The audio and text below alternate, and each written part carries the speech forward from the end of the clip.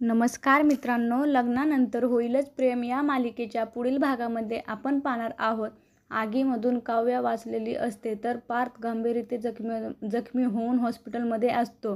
त्यावेळेस आपण पाहतो सर्वजण हे काव्याला दोष देऊ लागतात आणि वसुंधरा हे सर्वांच्या समोर काव्या व नंदिनीवर ओरडते. तुम्ही दोघी बहिणी माझ्या भाच्यांच्या जीवावर उठलेल्या आहात. नंदिनी, तुझ्यामुळे माझ्या जीवाला तर आज काव्या ही स्वतःला सुखरूप ठेवले व तिने माझ्या भाच्याला आगीमध्ये जाळायला सोडून दिले. तेव्हा काव्या व नंदिनी दोघीला मात्र अतिशय खूप दुःख होते.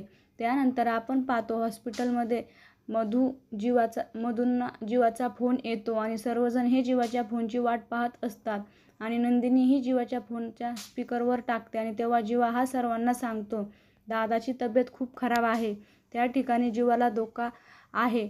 आणि तेव्हा सर्वजण अतिशय घाबरतात. तेव्हा मानिनी ही चक्कर येऊन खाली कोसळते आणि तेव्हा सर्वजण मानिनीला सावरण्याचा प्रयत्न करतात. तेव्हा काव्या बोलते, मला इथे थांबून चालणार नाही, पार्थकडे जावे लागेल, असे बोलून ती पार्थकडे जाऊ लागते.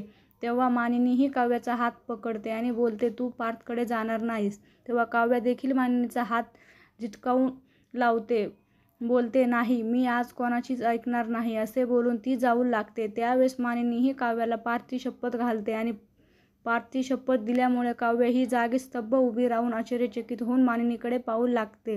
तर तिकडे आपण पाहत असतो आत्ता पुढे येणाऱ्या भागामध्ये काव्या ही पार्थच्या जवळ जाणार का हे पाहणे अतिशय रंजक ठरणार आहे. लग्नानंतर होईलच प्रेम या मालिकेचे सर्व अपडेट पाहण्यासाठी आमचे चॅनल लाईक करा, शेअर करा आणि सबस्क्राईब करायला विसरू नका. धन्यवाद.